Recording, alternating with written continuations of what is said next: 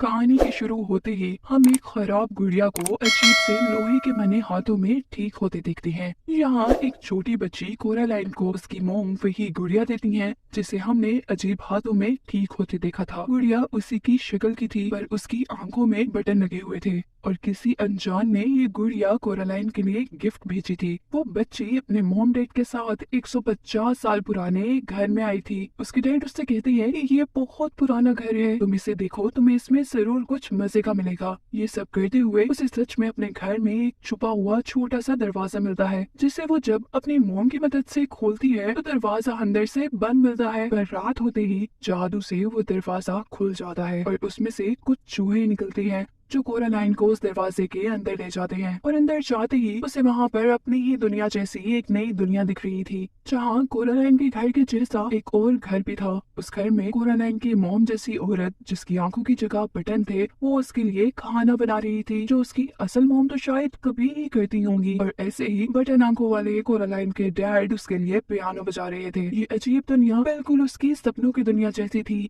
जहाँ वो हमेशा से अपने मॉम डैड का प्यार और उनका टाइम चाहती थी। यहाँ उसकी हर ख्वाहिश पूरी हो रही थी। उसे मॉम डैड का प्यार मिल रहा था, मजेदार खाने खाने को मिल रहे थे, पर वो उनकी आंखों को लेकर बहुत परेशान थी। वो बटन आंखों वाली औरत से कहती है कि आप मेरी मॉम तो बिल्कुल नहीं हो सकती, जिसका उसे जवाब मिलता है कि वो उसके दूसरे माँ बाप हैं। कोरालाइन को नींद आ जाती है जिसके बाद उसकी मोम उसे कमरे में ले जाती है जो कमरा उसकी असल दुनिया के मुकाबले बहुत खूबसूरत था। सोने से पहले वो कोरालाइन को उसकी एनर्जी की दवाई देती है और जब सुबह उसकी आंख खुलती है तो वो अपने आप को अपनी असल दुनिया में पाती है। वो अपने साथ होने वाली हर चीज को अपना ख्वाब समझने लगी थी, लेकिन अपने हाथ की एलर्जी को ठीक हुआ देखकर वो ये जान चुकी थी कि उसके साथ जो कुछ भी हुआ था वो सच में हुआ था। अब वो अपने मॉम डैड को रात में होने वाला सब बताती है तो वो लोग भी उसकी बातों को उसका ख्वाब समझ लेते हैं, जिसके बाद वो किसी काम से अपने पड़ोस में चली जाती है। जहाँ छत से लटका हुआ एक आदमी उससे पूछता है कि क्या तुमने अपने घर में छोटे से दरवाजे को देखा, क्या तुम उसके अंदर तो नहीं गई? वो कुछ सोचकर उनको कहती है कि दरवाजा तो बंद है। वो आदमी उससे कहता है कि तुम्हारे लिए बहुत खतरा है, तुम्हें अपना ख्याल रखना चाहिए। जबकि दूसरे घर जाने पर दो औरतें उससे बातें करते हुए कॉफी कप में उसका आने वाला वक्त पढ़कर उसे बताती है कि आगे खतरों के लिए तुम्हें अपने आप को तैयार करना होगा।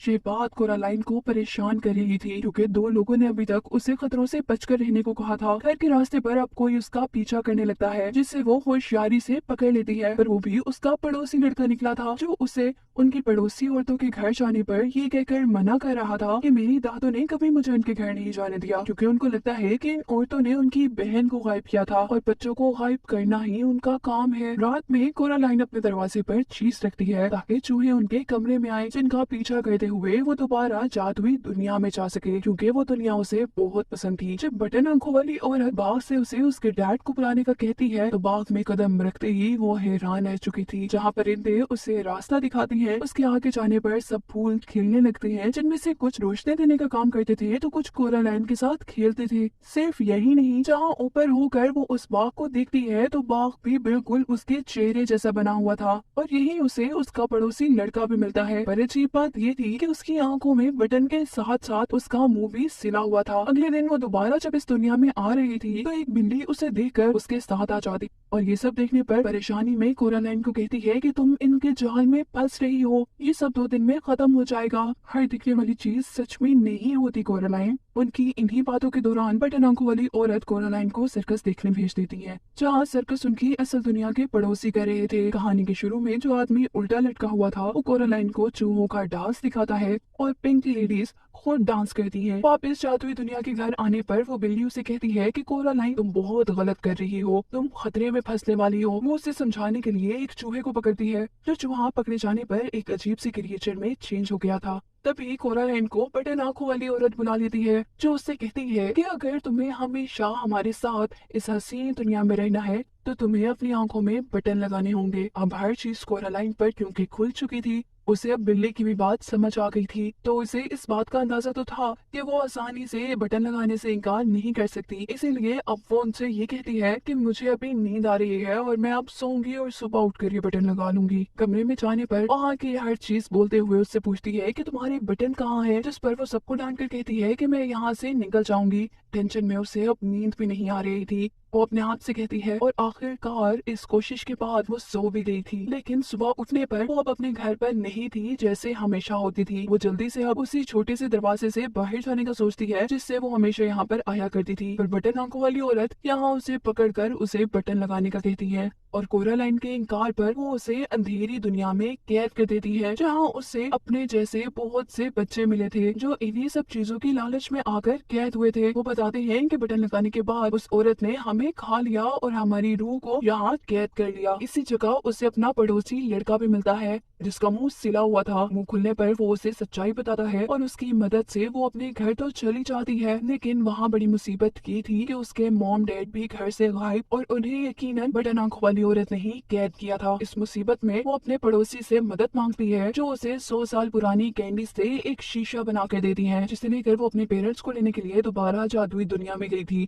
और वहाँ जाकर वो बटन आंखों वाली औरत जो कि अब अपनी असल शक्ल में आ गई थी, कोरालाइन उससे कहती है कि तुम मेरे साथ एक गेम खेलो। अगर मैं जीत गई तो मैं अपने मॉम डैड के साथ सब बच्चों की सोल को यहाँ से ले जाऊंगी। बस गेम ये है कि उन्हें ढूंढने के लिए तुम्हें मुझे कुछ इशारे देने होंगे और अगर मैं हार गई तो तुम मेरी आंखों में बटन लगा देना। वो औरत मान तो गई थी, लेकिन उसने धोखा देकर कोरालाइन को सिर्फ एक ही इशारा दिया था, 3 इशारे देने के बदले। कोरालाइन ने सबकी आंखें ढूंढनी थी, पर कहाँ से और कैसे ये वो नहीं जानती थी। वो सबसे पहले बाग में जाती है, जो खूबसूरत बाग अब बेरंग हो चुका था। अपने शीशे की मदद से उसने एक आंख तो ढूंढ ली थी और यहाँ वो आंख उससे कहती है कि तुमने मुझे तो ढूंढ लिया, पर अभी भी 2 आंखें तुमने और ढूंढनी है। कोरालाइन कहती है फिक्र मत करो, ये काम भी मैं बहुत आराम से कर लूंगी। और इस सब के बाद वो जादुई दुनिया में पिंक लेडीज के घर जाती है जो यहाँ अजीब क्रिएचर बनी हुई थी और उनके हाथ में एक आंख थी, जिसे लेते ही पिंक लेडीज उसे पकड़ लेती हैं। पर वो भी चालाकी से अपनी लाइट को छत पर मारते हुए वहाँ चमगादड़ों को बुलाकर उनसे पिंक लेडीज पर हमला करवा कर खुद वहाँ से भाग जाती है और तीसरी आंख लेने के लिए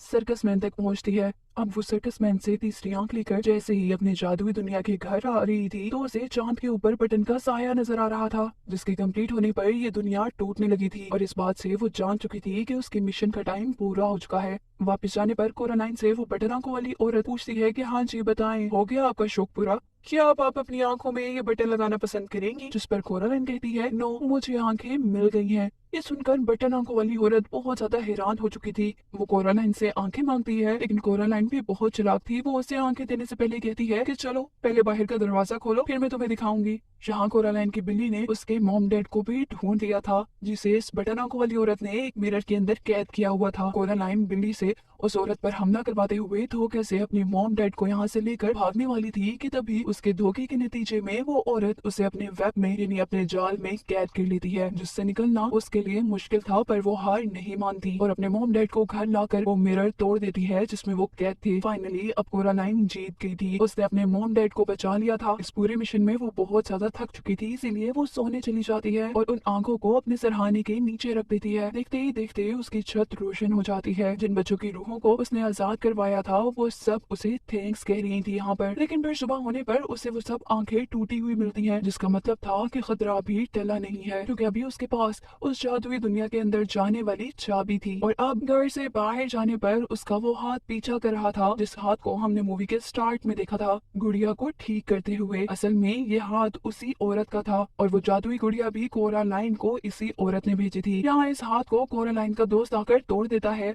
और वो दोनों मिलकर उस टूटे हुए हाथ को और चाबी को एक गड्ढे में गिरा देते हैं। यानी उस जादुई दुनिया की कहानी अब हमेशा के लिए बंद हो चुकी थी। और कहानी के आखिर में कोरालाइन के बाग में सारे उसके पड़ोसी और सब लोग मिलकर फूल लगा रहे थे और मजे कर रहे थे। कोरालाइन और छोटा लड़का अब अच्छे दोस्त थे, जिन्हें दिखाते हुए ये कहानी खत्म हो जाती है।